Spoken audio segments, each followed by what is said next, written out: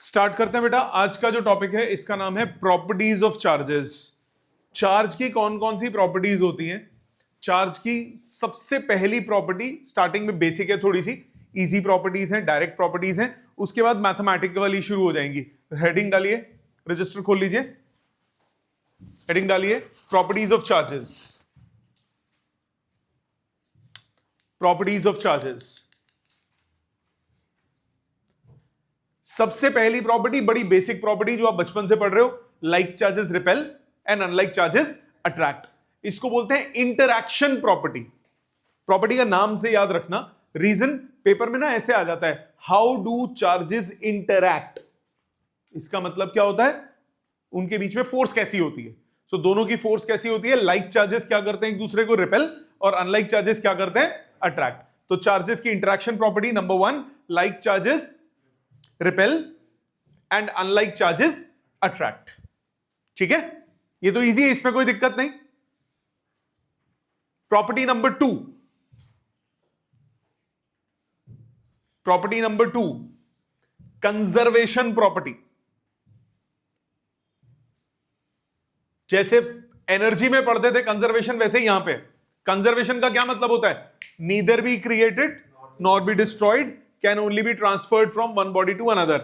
Same यहां पे charge क्या है, charge on a body can neither be created nor be destroyed, can only be transferred from one body to another. इसका एक example देखो, एक एग्जांपल जो आगे डिटेल में आएगा, इसको बोलते हैं एनाइलेशन ऑफ मैटर और इसका रिवर्स होता है पेयर प्रोडक्शन।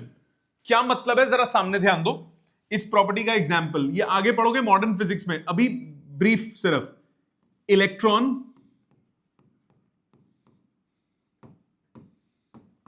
और पॉजिट्रॉन, प्रोटॉन नहीं, पॉजिट्रॉन जब मिलते हैं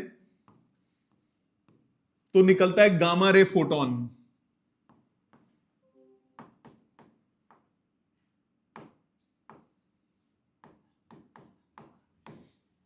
एक इलेक्ट्रॉन और एक पॉजिट्रॉन जब मिलते हैं तो बनता है गामा रे फोटोन। अब लेफ्ट साइड पे टोटल चार्ज कितना हो गया, 0। राइट साइड पे भी टोटल चार्ज क्या हो गया, 0। इसको बोलते हैं annihilation of matter. Annihilation of matter का मतलब यहां पे मास है, लेफ्ट साइड पे क्या है मास, और वो किस में कन्वर्ट हो गया, एनर्जी में। तो एनाइलेशन ऑफ मैटर का मतलब मास खत्म हो गया और मास खत्म होके किस में कन्वर्ट हो गया, एनर्जी में। ये इसका एग्जाम्पल है, ये मॉडर्न फिजिक्स में डिटेल में पढ़ेंगे। एक और एग्जाम्पल इसका रिवर्स, इसको बोलते हैं पेयर प्रोडक्शन। पेयर प्रोडक्शन में उल्टा होता है, गामा रे फोटोन से निकलता है एक इलेक्ट्रॉन और एक पॉजिट्रॉन, इसको बोलते हैं पेयर प्रोडक्शन। ये इसका एग्जाम्पल हो गया। क्या ये क्लियर है, दो प्रॉपर्टी क्लियर है। थर्ड प्रॉपर्टी इसकी वो भी सिंपल है कि चार्ज जो है वो स्केलर क्वांटिटी है। स्केलर क्वांटिटी का मतलब कि अगर आपको किसी बॉडी पे टोटल चार्ज निकालना है तो आप कैसे निकालोगे, सिंपल एल्जेब्रिक सम कर दोगे इंडिविजुअल चार्जेस का। वेक्टर नहीं है ये। मतलब सपोज आपके पास ये बॉडी है, इस बॉडी के पास एक चार्ज है +2 कूलम, एक है +3 कूलम, एक है -1 कूलम। तो टोटल चार्ज कितना होगा, 2 + 3 - 1 दैट इज 4 कूलम। तो आपको ये नहीं देखना कि ये राइट पे है वो लेफ्ट पे है तो कैंसल आउट हो गया, नथिंग डूइंग, सिंपल स्केलर है। स्केलर का मतलब हुआ कि टोटल चार्ज हमेशा किसके बराबर होगा, algebraic sum, simple algebraic sum of individual charges. पहली 3 प्रॉपर्टी क्लियर। सबसे पहली प्रॉपर्टी बोलो, इंटरैक्शन। इंटरैक्शन मतलब कैसे फोर्स लगती है। लाइक चार्जेस क्या करते हैं, रिपेल, अनलाइक चार्जेस क्या करते हैं, अट्रैक्ट। Point number 1। दूसरा, चार्जेस कंजर्व्ड। कंजर्व्ड का मतलब neither be created nor be destroyed, can only be transferred from one body to another. Electron का ट्रांसफर एक बॉडी से दूसरी बॉडी में ही होता है ना, जादू टोना करके तो नहीं प्रकट होते वो। तो neither be created nor be destroyed, can only be transferred from one body to another. दूसरा, तीसरा property, charge is a scalar quantity. Scalar quantity का मतलब total charge on any body is simply the algebraic sum of individual charges. Clear, पहले इतना फटाफट लिख लो। किसी को डाउट ऑनलाइन बेटा, सबको समझ में आ गया यहां तक? तो ये थी फर्स्ट 3 बेसिक प्रॉपर्टीज। टाइम पे बेटा, फर्स्ट 3 बेसिक प्रॉपर्टीज। दोबारा से टाइम पे आया करो बेटे। सबसे पहली property interaction property. Interaction property का मतलब, इंटरैक्शन प्रॉपर्टी का मतलब दोबारा से, इंटरैक्शन प्रॉपर्टी का मतलब चार्जेस आपस में फोर्स कैसे लगाते हैं। Like charges repel each other, unlike charges attract each other. दूसरी प्रॉपर्टी कंजर्वेशन। कंजर्वेशन का मतलब neither be created, charge can neither be created nor be destroyed, can only be transferred from one body to another. Third property, ये conservation का example annihilation of matter और pair production. Annihilation of matter का मतलब मास combine हुआ और वो mass loss होके किसमें कन्वर्ट हो गया, एनर्जी में। इसका उल्टा भी होता है pair production, gamma ray photon यानी एनर्जी कन्वर्ट हो जाती है मास में। डिटेल में ये दोनों आएंगे, कब आएंगे, न्यूक्लियर फिजिक्स में, बुक 2 लास्ट 3 चैप्टर्स, तब हम बात करेंगे इसकी डिटेल में। अभी जस्ट ये एक एग्जांपल है, रट्टा नहीं मारना, सिर्फ आपको ये पता होना चाहिए कि लेफ्ट साइड और राइट साइड पे चार्ज क्या होता है, बैलेंस होता है, कंजर्व्ड रहता है हमेशा। तीसरी, हाँ जी बेटा, कन्वर्ट होता है, is equal to MC square. Nuclear energy कहां से आती है, ठीक है। नेक्स्ट, स्केलर प्रॉपर्टी क्या होती है। स्केलर प्रॉपर्टी का मतलब, स्केलर प्रॉपर्टी का मतलब कि चार्ज जो है वो क्या होता है, स्केलर क्वांटिटी, मतलब total charge on a body can be simply written as algebraic at sum of individual charges. ये बात सबको क्लियर है। नेक्स्ट प्रॉपर्टी, प्रॉपर्टी नंबर 4 लिखिए।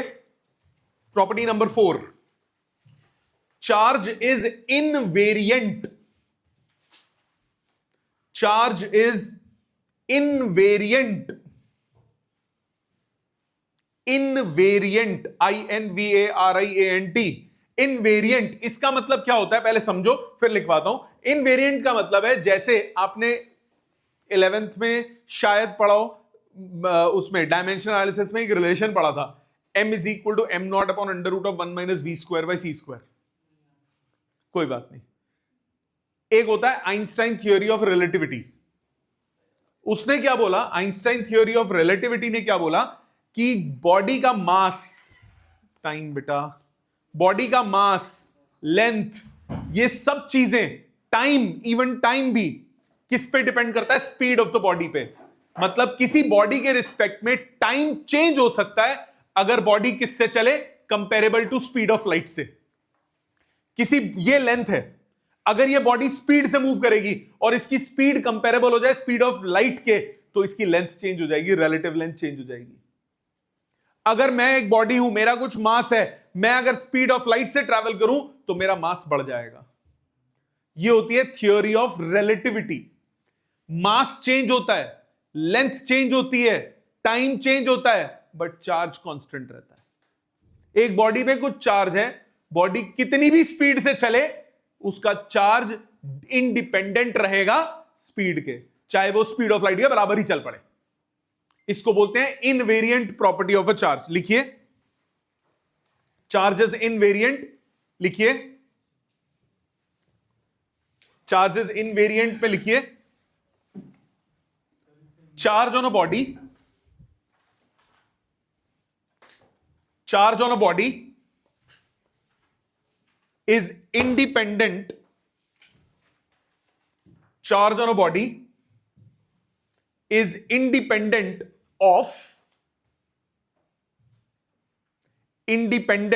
of velocity of body. Charge on a body is independent of velocity of body.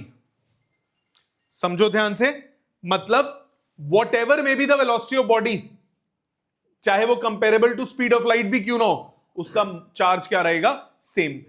Example, जैसे मास की, आप Einstein theory of relativity में मास, length, time, ये सब वेलोसिटी पे डिपेंडेंट होता है। इसमें एक एक्सप्रेशन आपको याद होना चाहिए मास का, वो अभी भी और आगे भी काम आएगा।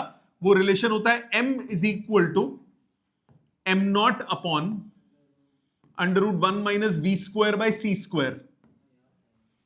इसमें m क्या होता है, मास ऑफ बॉडी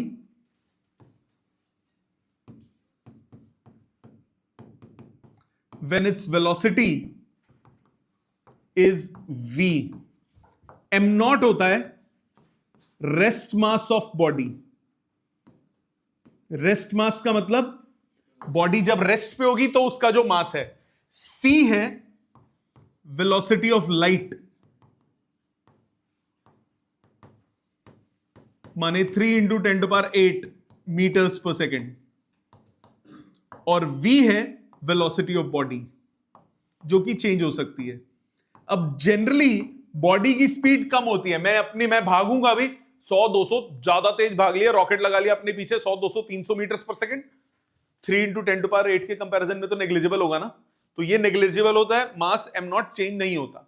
बट अगर सपोज मेरी speed let's suppose 2 into 10⁸ metres per second हो जाए, सपोज मेरी speed 2 into 10⁸ metres per second हो जाए, 10⁸ कट जाएगा, 2/3 का होल स्क्वायर क्या बना 4/9, तब फर्क आएगा कि नहीं आएगा डिनोमिनेटर में, तब ओवरऑल मास चेंज हो जाएगा कि नहीं हो जाएगा। तो ये इफेक्ट कब आता है, जब बॉडी की वेलोसिटी किसके कंपैरेबल हो, स्पीड ऑफ लाइट के। तो मास चेंज होता है, लेंथ चेंज होता है, टाइम चेंज होता है, बट क्या चेंज नहीं होता, चार्ज। ठीक है, सो चार प्रॉपर्टी को ये उसमें काम आएगा जब हम डिफरेंसेस पढ़ेंगे चार्ज और मास के, तब ये पॉइंटर काम आएगा। सो क्या बोला मैंने दोबारा, पहला चार्ज जो है like charges repel, unlike charges attract, दूसरा चार्जेस कंजर्व, तीसरा चार्जेस अ स्केलर, चौथा चार्जेस इनवेरिएंट। क्लियर, फिर पांचवे चलते हैं, ये लिखो फटाफट, ग्रीन वाला लिख चुके हो। नेक्स्ट हेडिंग डालिए, नेक्स्ट प्रॉपर्टी, प्रॉपर्टी नंबर 5, सबसे इंपॉर्टेंट, चार्ज इज क्वांटाइज्ड। इस पे बेस्ड न्यूमेरिकल्स भी हैं। Charge is quantized. पहले प्रॉपर्टी समझिए, क्या समझाया था मैंने आपको कि जब भी दो बॉडीज को आप रब करते हो या एक बॉडी से दूसरी बॉडी में चार्ज का ट्रांसफर होता है, तो वो कैसे होता है, या तो एक इलेक्ट्रॉन्स का ट्रांसफर होता है, ठीक है, वर्क फंक्शन के बराबर आप एनर्जी देते हो तो इलेक्ट्रॉन्स का ट्रांसफर होता है। लेट्स सपोज आपने एनर्जी दी, 5 इलेक्ट्रॉन ट्रांसफर हो गए, तो इस बॉडी पे क्या होगा, डेफिशिएंसी ऑफ 5 इलेक्ट्रॉन्स, इस बॉडी पे क्या आएगा, एक्सेस ऑफ 5 इलेक्ट्रॉन्स, राइट। अच्छा, सपोज करो एक इलेक्ट्रॉन को ट्रांसफर होने के लिए 10 यूनिट्स ऑफ एनर्जी चाहिए, मैंने 11 यूनिट्स ऑफ एनर्जी प्रोवाइड की, तो एक इलेक्ट्रॉन ट्रांसफर होगा ना, 1 यूनिट ऑफ एनर्जी बच गई, क्या उससे 1/10 ऑफ इलेक्ट्रॉन ट्रांसफर होगा। अच्छा, मैंने 5 यूनिट्स ऑफ एनर्जी प्रोवाइड की, तो हाफ इलेक्ट्रॉन ट्रांसफर होगा, नहीं होगा। मतलब बॉडी में जब भी चार्ज आएगा तो वो इलेक्ट्रॉन के चार्ज का मल्टीपल होगा, या तो एक इलेक्ट्रॉन के चार्ज के बराबर आएगा, या 2 के बराबर आएगा, या 3 के बराबर आएगा, फ्रैक्शन में तो नहीं आ सकता, नहीं आ सकता ना। इसी प्रॉपर्टी को बोलते हैं क्या, क्वांटाइजेशन। लिखिए, charge on a body, charge on a body is always, charge on a body is always an integral multiple,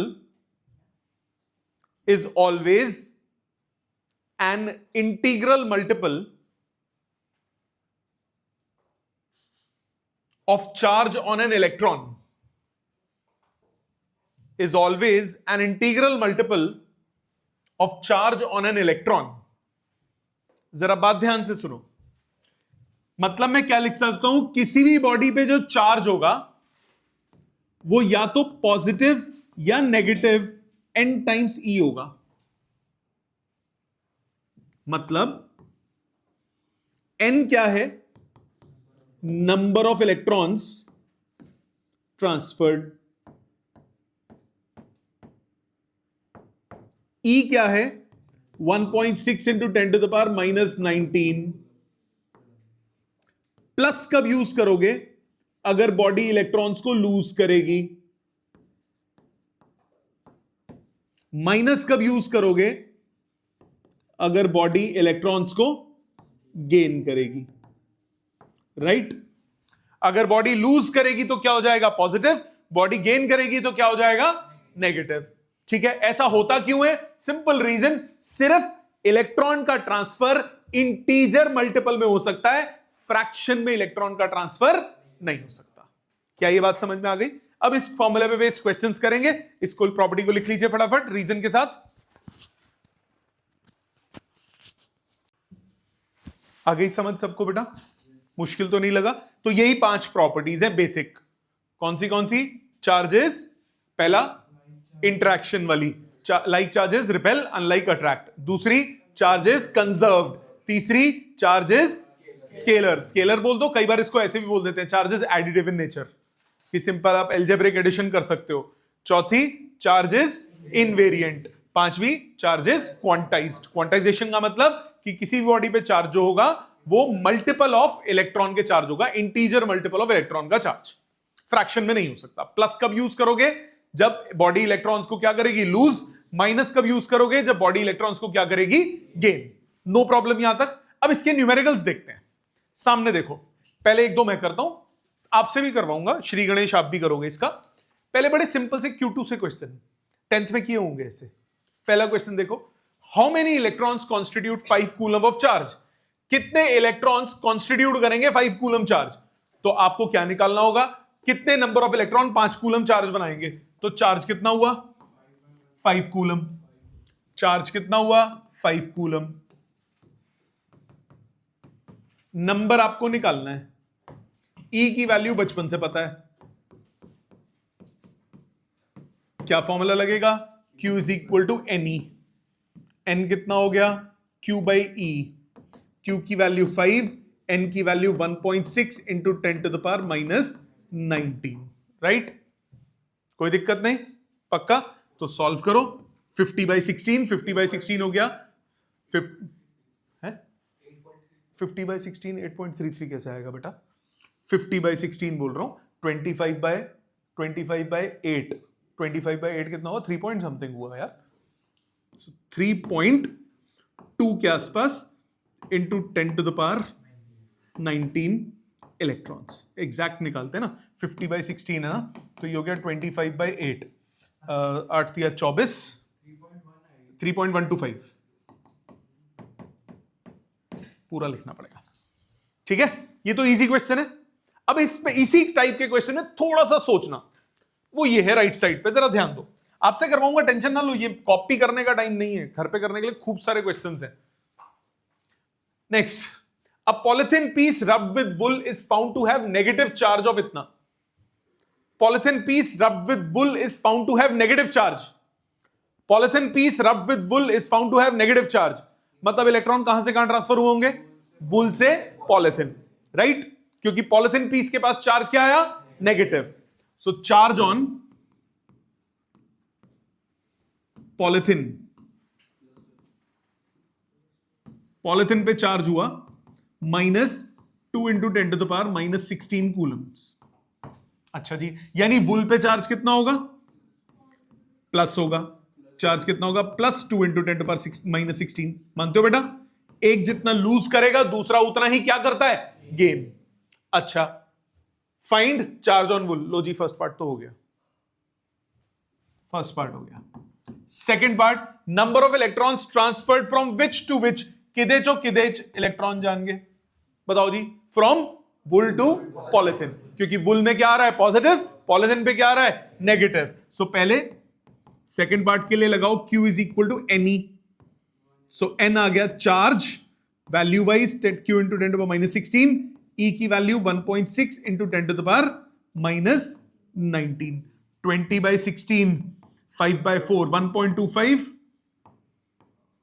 into 10 to the power 3 electrons from wool to polythene. Clear? मुश्किल तो नहीं है? पक्का? अच्छा, थर्ड पार्ट पे आते हैं। Is there a transfer of mass also? बताओ जी, मास ट्रांसफर होगा? इलेक्ट्रॉन का कुछ मास होता है, जितने इलेक्ट्रॉन ट्रांसफर होंगे उनका मास भी तो ट्रांसफर हो जाएगा। तो yes, yes, there will be a transfer of mass also. कितना? If yes then how much? Mass transferred कितना होगा? मास ट्रांसफर्ड ये होगा number of electrons transferred into mass of electron. Number of electrons कितने transfer हुए? 1.25 into 10 to the power 3। Mass of electron 9.1 into 10 to the power minus 31।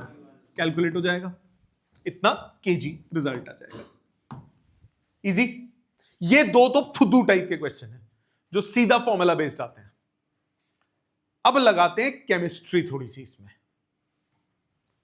ये वाले questions एक मैं करूंगा, ये एक आपसे करवाऊंगा, समझो पहले ध्यान से। कह रहा है अ coin of copper has a mass of 2 grams. ये डिफिकल्ट वाला क्वेश्चन कर रहा हूं, इजी वाला तुमसे करवाऊंगा। अ coin of copper has a mass of 2 grams. एक कॉपर का सिक्का है, उसका मास कितना बोला? 2 ग्राम का। अच्छा जी, इफ इट लूजेस 1% इलेक्ट्रॉन्स, मतलब पूरे में जितने इलेक्ट्रॉन्स है उसका 1% लूज कर दिया, तो पहले मुझे निकालना पड़ेगा पूरे में कितने इलेक्ट्रॉन्स हैं, तभी तो 1% निकालूंगा, तभी तो 1% निकालूंगा। पूरे में कितने इलेक्ट्रॉन होंगे? जितने प्रोटॉन्स होंगे, क्योंकि ओवरऑल तो न्यूट्रल होता है। नंबर ऑफ प्रोटॉन्स कैसे निकलेगा? एटॉमिक नंबर से। कितने एटम्स होंगे वो कैसे निकलेगा? मास नंबर से, मोल कॉन्सेप्ट से। कैसे? समझो ध्यान से। ये तुम्हें लिखने का टाइम दूंगा और अगला तुम्हें करने का टाइम दूंगा, पहले समझो पूरा दिन। 63.5 इसका मास नंबर, एटॉमिक मास होता है, 29 एटॉमिक नंबर होता है। सो सबसे पहले निकाले, क्या निकालना है? Total number of electrons. Total number of electrons के लिए टोटल नंबर ऑफ एटम्स चाहिए।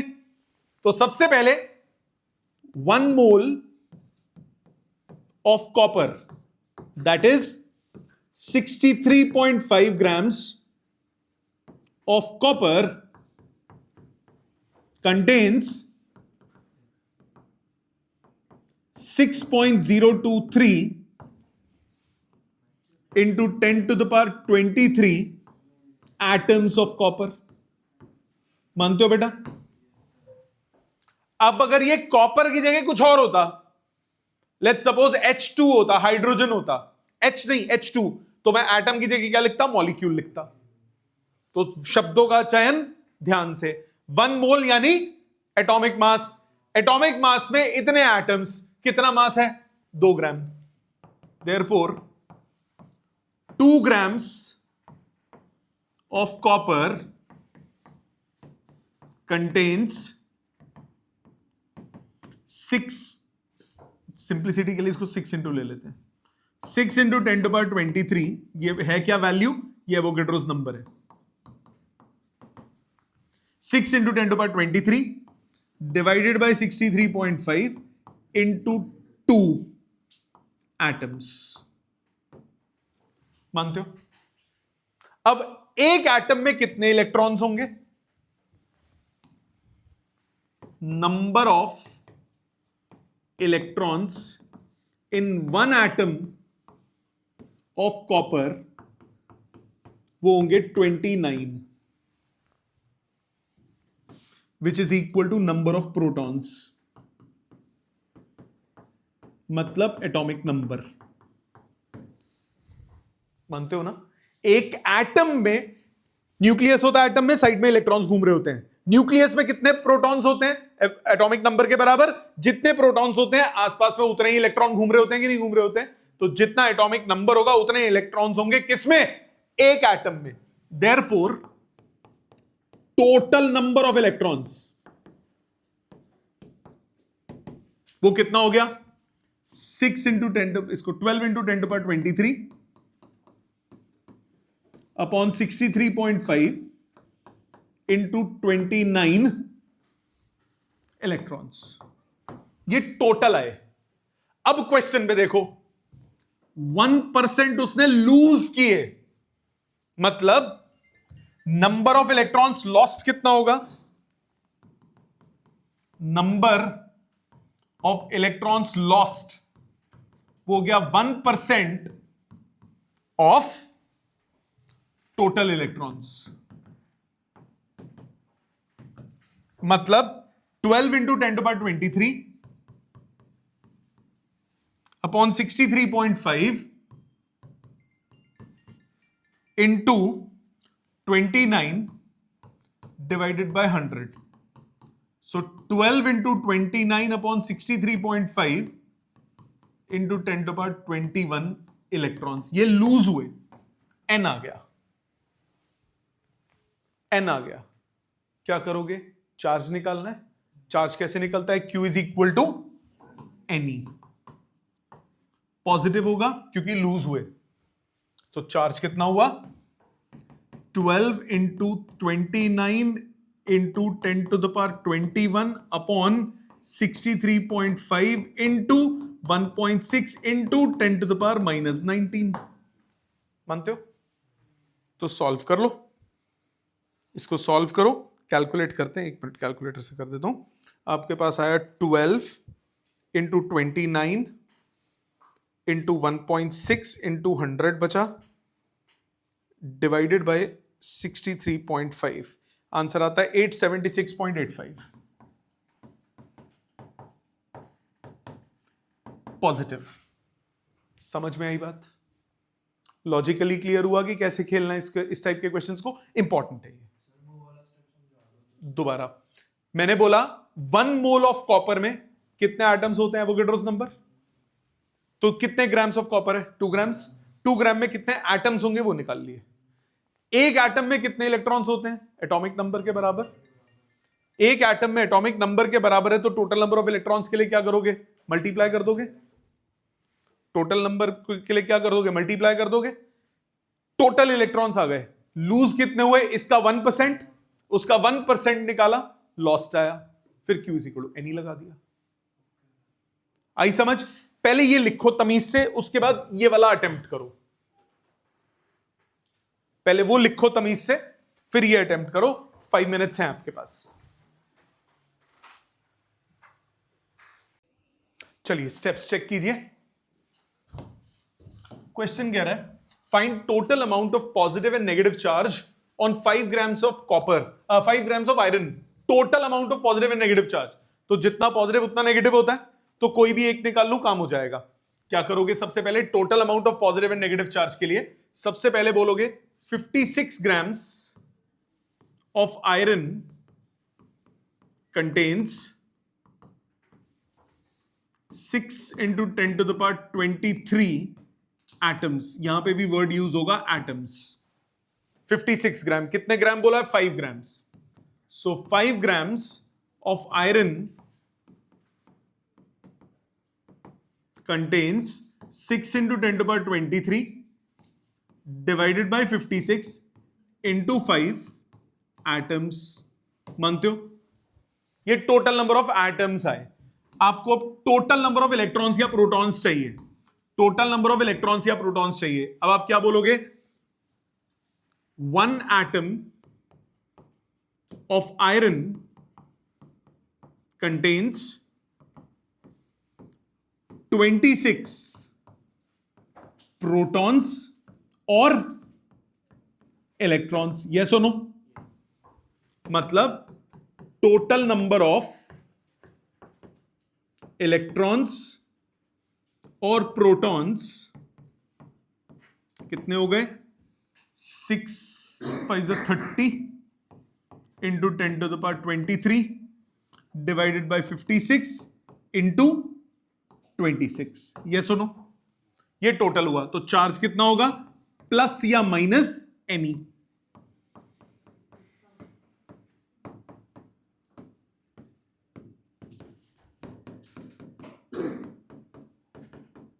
कूलम्स। क्लियर? इजी है, कोई दिक्कत नहीं, समझ में आ गया? पक्का? सिमिलर एक और क्वेश्चन देखो। आपको बोला find the total amount of positive and negative charge in 10 ml of water. अब सेम क्वेश्चन एनसीईआरटी में with a pinch of salt. क्या पिंच ऑफ सॉल्ट है उसमें? पता है क्वेश्चन? मैं बोलूंगा तुम्हें हंसी आएगी। क्वेश्चन पता है क्या एनसीईआरटी में? Calculate the total amount of positive and negative charge in a cup of water. अब हमें कैसे पता कितना? हम बाटे भर के चाय पीते हैं, तो मिल्क शेक पी रहा हूं मैं, तो कप, मेरा कप बड़ा है, कर लो, तो पेपर में आएगा तो गिवन होगा, डोंट वरी। एनसीईआरटी के क्वेश्चन ऐसे ही थोड़े वेग होते हैं कई बार। सो 250, अगर कुछ ना बोला हो पानी के लिए तो 250 ml। अच्छा, ये डेंसिटी गिवन नहीं होगी, ये याद होनी चाहिए। वाटर की डेंसिटी क्या होती है? 1000 kg पर मीटर क्यूब, या फिर 1 ग्राम पर सेंटीमीटर क्यूब, या फिर 1 ग्राम पर ml। 1 सेंटीमीटर क्यूब 1 मिलीलीटर होता है, सो 1 ग्राम पर ml। अब क्वेश्चन में आपको बोला total amount of positive and negative charge in 10 ml of water, water है H2O, इसका मास नंबर कितना होगा 10, ऑक्सीजन का कितना होता है, तो सॉरी 18, मास नंबर होगा 18, ऑक्सीजन का 16, हाइड्रोजन का 1, और टोटल एटॉमिक नंबर कितना हो जाएगा, एटॉमिक नंबर नहीं बोलना चाहिए, मुझे बोलना चाहिए नंबर ऑफ इलेक्ट्रॉन्स और protons in an atom, in atom, मतलब टोटल एटॉमिक नंबर हो जाएगा 10, 8 + 2, राइट।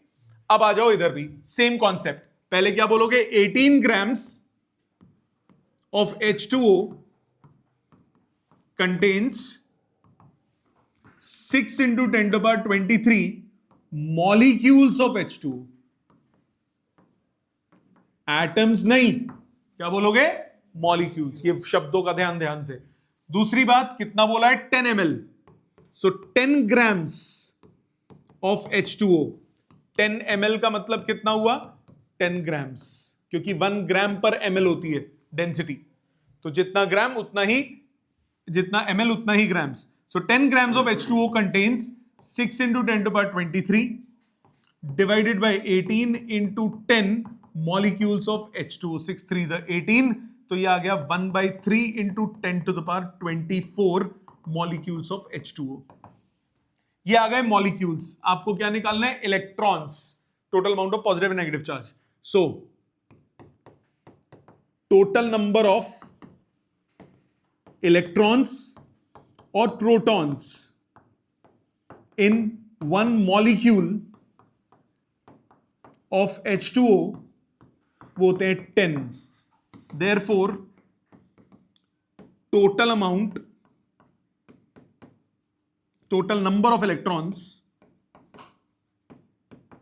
और protons in 10 ml of H2O वो हो गया 1/3 × 10⁻24 × 10, मतलब 1/3 ऑफ 10⁻25।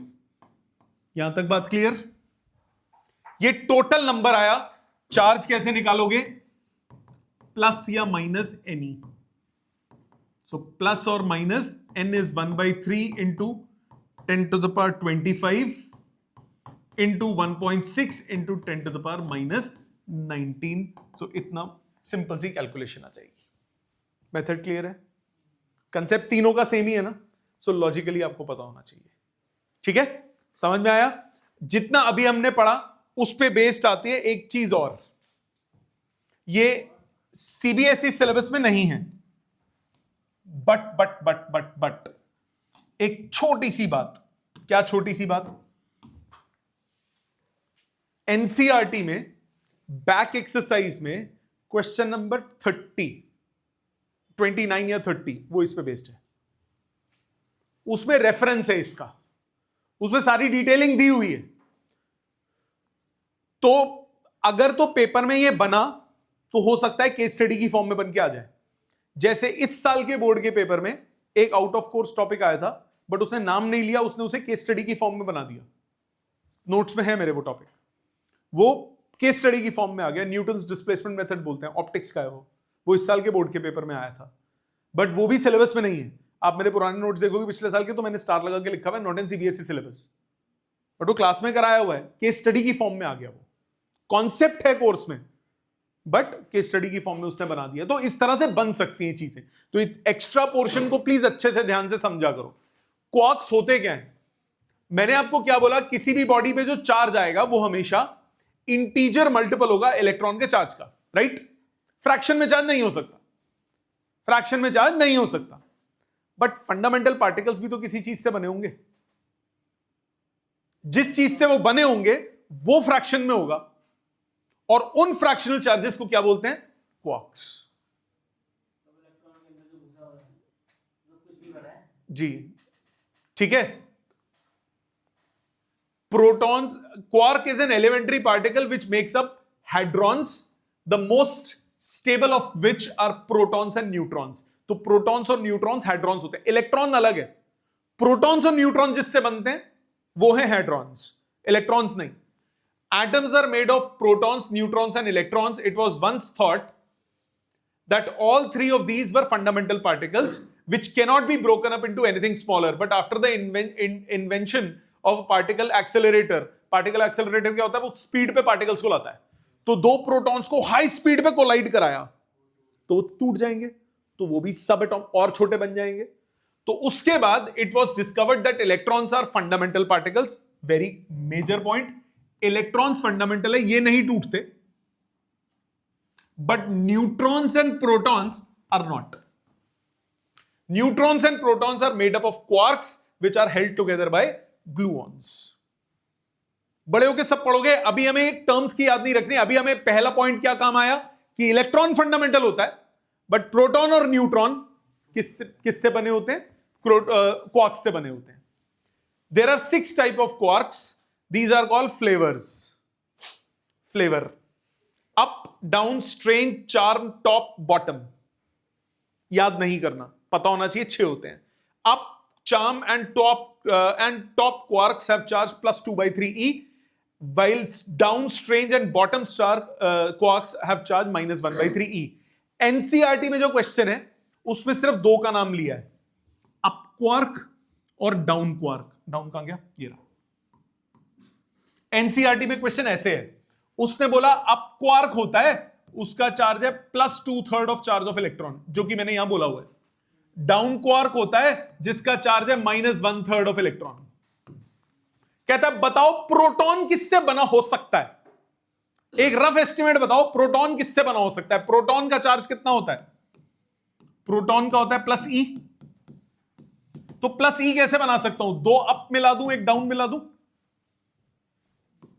+2/3 +2/3 -1/3e. क्या बना? ठीक है ना. न्यूट्रॉन किससे बना हो सकता है? एक अप और 2 डाउन. +2/3 -1/3 -1/3 कितना बना? 0. यह है एनसीईआरटी का क्वेश्चन. ठीक है, इसके लिए हम ये एक बार ब्रीफ पढ़ रहे हैं. So each quark has a matching anti-quark. Anti-quarks have charge opposite to that of their quarks, meaning that up, charm and top anti-quarks have a charge of -2/3 और उसके anti-quark का कितना हो जाएगा? +1/3. Only up and down quarks are found inside the atoms in normal matter. ये आ गया ना जो अभी मैंने बोला. नॉर्मल मैटर में सिर्फ कौन कौन से होते हैं? अप और down. 2 up quarks and 1 down quark make a proton. 2 up and 1 down make a proton, while 2 down and 1 up make a neutron. The other 4 flavors are not seen naturally on Earth, but they can be made in particle accelerators. बाकी ये चीज है. When 2 or more quarks are held together by strong nuclear force, the particle formed is called a hadron. बाद में जाए, हमें सिर्फ ये मेजर ये पॉइंट पता होने चाहिए. ये नोट्स में दिया हुआ है, नोट की फॉर्म में दिया हुआ है. क्वार्क्स जस्ट ब्रीफ इंट्रो आपको आनी चाहिए कि होता क्या है. ये क्यों बोल रहा हूं मैं फिर बोल रहा हूं, ये हो सकता है केस स्टडी की फॉर्म में कोई क्वेश्चन बना दे, और बना सकते हैं, कोई मना नहीं है. एनसीआर और नई एनसीईआरटी में नहीं है ये क्वेश्चन, पुरानी एनसीईआरटी में. नई एनसीईआरटी में क्या गड़बड़ करी है नहीं. और अगर आपको एनसीईआरटी लेनी है और आपको पुरानी एनसीईआरटी मिल रही हो 2-3 साल पुरानी, वो लेना, नई वाली मत लेना. नई वाली में एडिशनल एक्सरसाइजेस नहीं है, पुरानी में है. तो पुरानी NCERT is more fruitful than the new one. मैं कटवा दूंगा जो आउट ऑफ कोर्स वाले वो कटवा दूंगा, बट जो कोर्स वाले उसमें क्वेश्चंस है ना, दोज आर ब्यूटीफुल क्वेश्चंस जो एडिशनल एक्सरसाइजेस में है. नई ले चुके हो, नई पुरानी नहीं मिल रही, कोई बात नहीं, इंटरनेट पे सब कुछ अवेलेबल है, मैं दे दूंगा आपको. ठीक है, एडिशनल एक्सरसाइजेस के लिए हमें पुरानी एनसीईआरटी चाहिए. यहां तक बात सबको क्लियर? अब आ जाते हैं सेकंड नेक्स्ट पॉइंट पे. थियोरेटिकल पॉइंट है. क्या पॉइंट है? Difference between charge and mass. लिखने की जरूरत नहीं है, घर पे टाइम दूंगा लिखने के लिए, घर पे टाइम मिलेगा लिखने ला. क्या बोला मैंने? चार्ज और मास के डिफरेंसेस. रट्टे मारने. होता क्या है? सिंपल ओरल बात करते हैं. पहली बात, दो मासेस के बीच में हमेशा कौन सी फोर्स होती है? Attractive force, which is what? Gravitational force of attraction. दो चार्जेस के बीच में अट्रैक्टिव भी हो सकती है और रिपल्सिव भी हो सकती है. पहला पॉइंट. पॉइंट नंबर 2, मास हमेशा पॉजिटिव होगा. चार्ज क्या हो सकता है? पॉजिटिव, नेगेटिव, जीरो, कुछ भी हो सकता है. तीसरा, चार्ज इनवेरिएंट होता है. वेलोसिटी पे डिपेंड नहीं करता, मास करता है। फॉर्मूला देखा था ना, m is equal to M not upon under root of 1 minus V square by C square. Charge नहीं डिपेंड करता, मास करता है। चौथा पॉइंट, चार्ज कंजर्व्ड है, मास कंजर्व्ड नहीं है, मास एनर्जी में चेंज हो सकता है। कौन सा relation? E is equal to M C square. ठीक है, 4 हो गए, 5 हो गए, इनवेरिएंट हो गया। हाँ, पांचवा, चार्ज क्वांटाइज्ड है, मास की क्वांटाइजेशन अभी तक नहीं निकली, it is yet to be established. अभी तक हमें कोई ऐसा फंडामेंटल पार्टिकल नहीं मिला जिससे हम कह सकें कि किसी भी बॉडी का मास इसी का मल्टीपल होगा। ठीक है, सो ये प्रॉपर्टीज, ये एग्जाम में 1 मार्क 2 टर्म 1 जो अभी यूटीज होंगे उनमें फर्स्ट चैप्टर आएगा, तो इसके आने के काफी चांसेस रहते हैं 2 मार्क में, कि 4 पॉइंट्स ऑफ डिफरेंसेस लिख दीजिए, 5 पॉइंट्स ऑफ डिफरेंसेस लिख लीजिए, काम का है। यहां तक समझ में आता है। अब आते हैं लास्ट पॉइंट पे आज के, फिर होमवर्क की बात करेंगे। अभी तक हमने बात की है सिर्फ कंडक्टर्स की, याद है? कंडक्टर्स कौन होते हैं? कंडक्टर्स ऐसे मटेरियल हैं जिनके पास फ्री चार्ज होता है, फ्री इलेक्ट्रॉन्स होते हैं, याद है? कंडक्टर्स आर द मटेरियल्स जिनके पास फ्री इलेक्ट्रॉन्स या फ्री चार्जेस होते हैं। They can conduct heat and electricity. Insulator कौन से होते हैं? जिनके पास फ्री चार्ज नहीं होता, जिनके पास फ्री इलेक्ट्रॉन्स नहीं होते, तो वो कंडक्ट नहीं करते। किसी भी इंसुलेटर में 2 तरह के पॉसिबल मॉलिक्यूल्स होते हैं, एक होते हैं नॉन पोलर और एक होते हैं पोलर। दोबारा, इंसुलेटर के मॉलिक्यूल्स 2 तरह के होते हैं, एक होता है क्या? नॉन पोलर, और दूसरा कौन होता है? पोलर। नॉन पोलर मॉलिक्यूल ऐसा है जिसमें पॉजिटिव और नेगेटिव इस तरह से डिस्ट्रीब्यूट होगा कि उनका सेंटर ऑफ मास एक ही पॉइंट पे हो। मतलब centre of mass of positive और नेगेटिव अगर एक ही पॉइंट पे होगा तो उसको बोलते हैं नॉन पोलर। जिनमें प्लस और माइनस सेपरेटेड होंगे उनको क्या बोलते हैं? पोलर। आपने केमिस्ट्री में पढ़ा होगा, water molecule is a polar molecule, क्योंकि उसमें पॉजिटिव और नेगेटिव क्या होता है? सेपरेटेड होता है। तो ओवरऑल मॉलिक्यूल का पॉजिटिव और नेगेटिव चार्ज का सेंटर ऑफ मास अगर एक ही पॉइंट पे है तो वो क्या कहलाता है? Non polar molecule. अगर सेंटर ऑफ मास पॉजिटिव और नेगेटिव का अलग अलग जगह पे है तो उसको क्या बोलते हैं? पोलर। जैसे बेंजीन रिंग आपने पढ़ी है, plus minus plus minus plus minus, centre of mass दोनों का एक ही पॉइंट पे आएगा ना, तो वो क्या हो गया? Non polar. पोलर कौन होता है? जिसमें प्लस और माइनस सेपरेटेड होते हैं। ये बात समझ में आई? अच्छा, अगर आपके पास ये एक नॉन पोलर मॉलिक्यूल है, नॉन पोलर मॉलिक्यूल, मैंने बहुत स्ट्रॉन्ग फील्ड लगा दी, इस दीवार को plus plus plus plus plus plus देता गया, इसको माइनस माइनस माइनस माइनस देता गया, तो ये क्या करेगा? पॉजिटिव क्या करेगा? नेगेटिव को अपनी तरफ खींचेगा, नेगेटिव क्या करेगा? पॉजिटिव को अपनी तरफ खींचेगा। अगर ये परफेक्ट इंसुलेटर है तो ये कर देगा, कह रहा मैं नहीं जा रहा, बट कभी ना कभी तो ये पिघलेगा। तो जब पॉजिटिव और नेगेटिव ज्यादा बढ़ जाएगा तो ये प्लस और माइनस सेपरेट हो सकते हैं, सेपरेट नहीं मतलब दूर हो सकते हैं, मॉडिफिकेशन आ सकती है, मतलब नॉन पोलर क्या बन जाता है? पोलर। अब इस इंसुलेटर को हम इंसुलेटर नहीं बोलेंगे, अब इस इंसुलेटर को बोलेंगे डाइलेक्ट्रिक। दोबारा, कंडक्टर्स कौन होते हैं? जिनके पास फ्री चार्ज होता है। इंसुलेटर कौन से होते हैं? जिनमें फ्री चार्ज नहीं होता। इंसुलेटर के पास 2 तरह के मॉलिक्यूल्स होते हैं, कौन कौन से? नॉन पोलर और पोलर। नॉन पोलर कौन होता है? जिसमें प्लस और माइनस एक ही जगह पे हो। पोलर कौन होता है? जिसमें प्लस और माइनस सेपरेटेड हो। अगर एक ही जगह पे है, स्ट्रॉन्ग फील्ड लगाई तो ये सेपरेट हो सकता है, और अगर ऑलरेडी सेपरेटेड है, स्ट्रॉन्ग फील्ड लगाई और ज्यादा सेपरेट हो सकता है। तो अगर तो मॉडिफिकेशन नहीं हो रही तो that is a perfect insulator. अगर मॉडिफिकेशन हो जाए तो अब उस इंसुलेटर को इंसुलेटर नहीं बोलेंगे, क्या बोलेंगे? डाइलेक्ट्रिक। क्या बोलेंगे?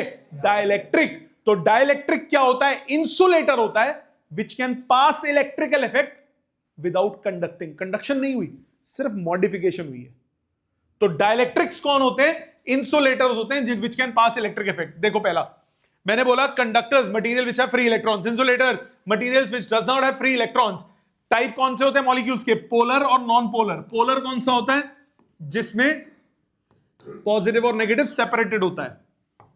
नॉन पोलर कौन होता है? जिसमें पॉजिटिव और नेगेटिव एक ही पॉइंट पे होता है, सेंटर ऑफ मास। जब मैं स्ट्रॉन्ग फील्ड में लगाता हूं, मेरे पास ये एक नॉन पोलर मॉलिक्यूल है, मैंने एक स्ट्रॉन्ग फील्ड लगा दी, बहुत स्ट्रॉन्ग फील्ड लगाई, इसको उठा के यहां पे लेकर आया, तो हो सकता है ये सेपरेट हो जाए। जब ये सेपरेट हो जाएंगे, इस प्रोसेस को हम नाम देते हैं पोलराइजेशन। और अब इस इंसुलेटर को हम इंसुलेटर नहीं बोलेंगे, इस इंसुलेटर को क्या बोलेंगे? डाइलेक्ट्रिक। माइंड इट, मैंने पूरी बॉडी नहीं बनाई है, मैंने सिर्फ एक मॉलिक्यूल बनाया है, बॉडी नहीं बनाई है, ये सिर्फ एक मॉलिक्यूल बनाया, ये सिर्फ एक मॉलिक्यूल बनाया। तो डाइलेक्ट्रिक्स कौन होते हैं? Insulators which pass electric effect without conduction. Insulator show the effect of polarisation, तो उसको क्या बोलते हैं? डाइलेक्ट्रिक। मतलब सपोज आपके पास ये plus plus plus plus plus plus plus plus है, ये minus minus minus minus minus है,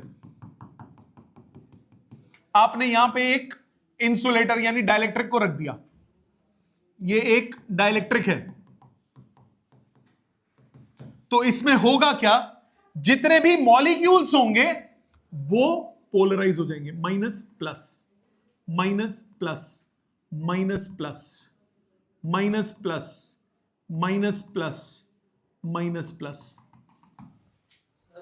ये कौन है? आ रहा हूं, उसी पे आ रहा हूं, उसी पॉइंट पे आ रहा हूं। ये है पोलराइजेशन। पोलराइजेशन मॉलिक्यूलर लेवल पे होती है और इंडक्शन ओवरऑल होती है। मतलब अगर मैं इंडक्शन की बात करूंगा तो वो कैसे होता है? आपने यहां रखा plus plus plus plus plus plus plus plus plus, यहां रखा minus minus minus minus minus minus minus. अब आपने बीच में एक कंडक्टर रख दिया, now this is a conductor.